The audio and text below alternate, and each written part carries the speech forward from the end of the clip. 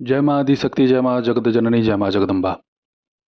आज आप सभी लोगों के सन्मुख बड़े ही चमत्कारिक, बड़े ही शक्तिशाली गुप्त मंत्र को मैं लेकर के उपस्थित हूँ। इस मंत्र का प्रयोग तभी किया जाता है जब शत्रु आपका जीना दुश्वार कर दे।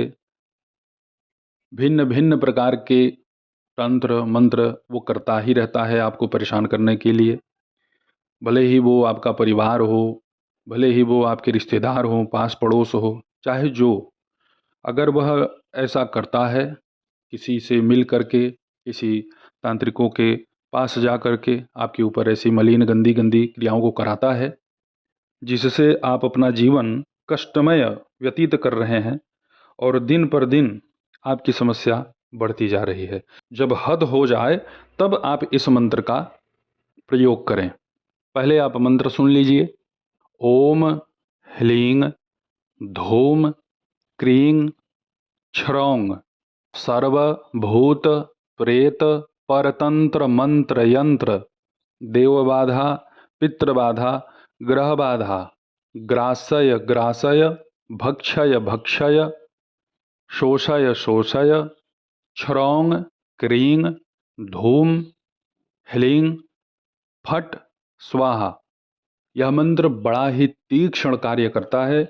जिस भी किसी व्यक्ति, स्त्री पुरुष के ऊपर ऐसा उसको आभास होता है कि बहुत प्रचंड तंत्र है, उसकी बुद्धि कार्य नहीं कर रही है, उसे कोई परेशान करता है, उसके सिर पे कोई बैठ जाता है, सीने पे कोई बैठ जाता है, या फिर उसे ऐसा आभास होता है कि कोई उसके पीछे पीछे चल रहा है, उसे ऐसा प्रतीत होगा कि उसके छत पे कोई चल रहा है या उसके गेट के पास कोई खड़ा है।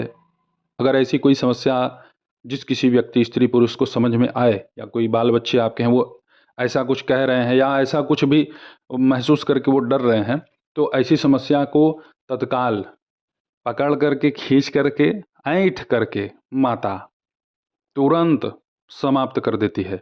इतने विश्वास के साथ इसलिए कहता हूँ क्योंकि ऐसी समस्याओं को रोज देखना होता है। कहीं ना कहीं बहुत भूत प्रेत तो अच्छे हैं, मदद करते हैं, लेकिन जैसे कुछ मनुष्य है ना, जीवित अवस्था में दूसरे का सुख नहीं देखा जाता। कोई गाड़ी खरीद के ला दे तो उसके गाड़ी पर वो पेट्रोल छिड़क देंगे रात को और माचिस लगा देंगे। कुछ ऐसी ही विचारधारा के मनुष्य जब मरते हैं, प्रेत योनि में जाते हैं, तो वो वहाँ भी वही उत्पात मचाते हैं। तो ऐसे दुष्ट लोगों का दवाई माता ने बना के रखा हुआ है।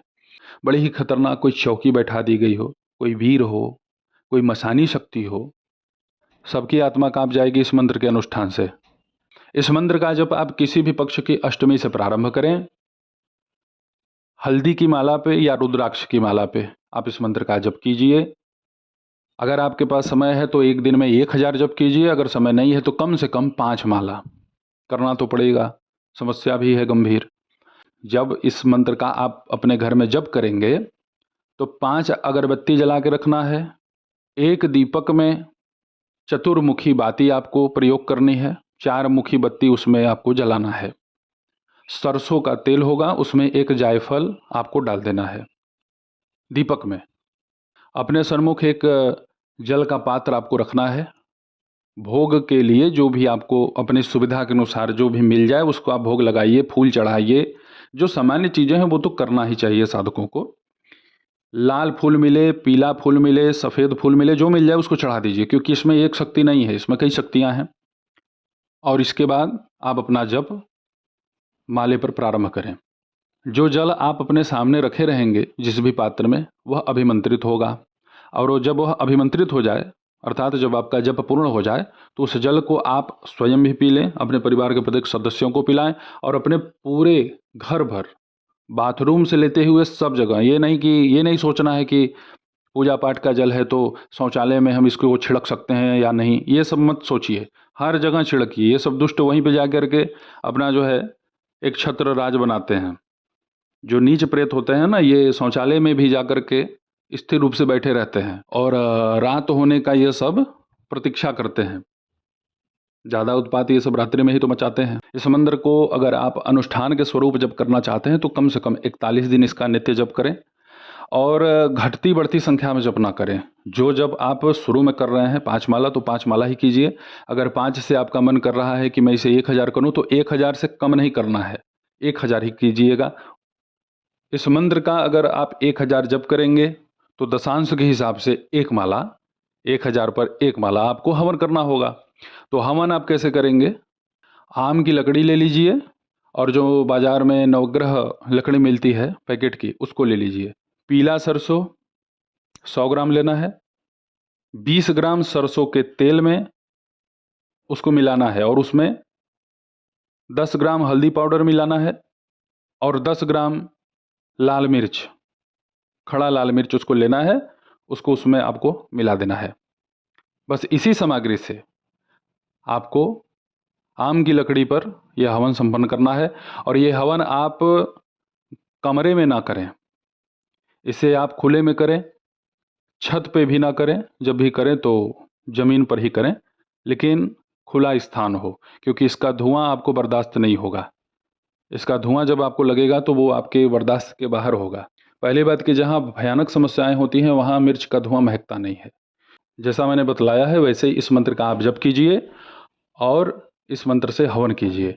और जब यह साधना आपकी चलेगी तो उस दौरान अपने घर के मुख्य दरवाजे के पास, जो आपके घर का प्रवेश द्वार है, मुख्य दरवाजा, उसके अंदर, बाहर नहीं, अंदर दाहिने तरफ, अपने दाहिने तरफ सरसों के तेल का 4 मुखी दीपक जला दिया करें।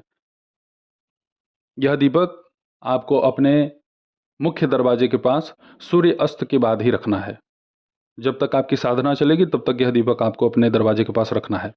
और उस दीपक को इकट्ठा करते जाइए किसी भी पानी वाले स्थान पे, बहते हुए जल में या फिर कोई तालाब इत्यादि हो, कुआं हो जिसका पानी पीने योग्य ना हो, उसी में ले जाकर के इसे प्रवाहित कर दें। तो इस तरीके से आप इस शक्तिशाली मंत्र का जप करें।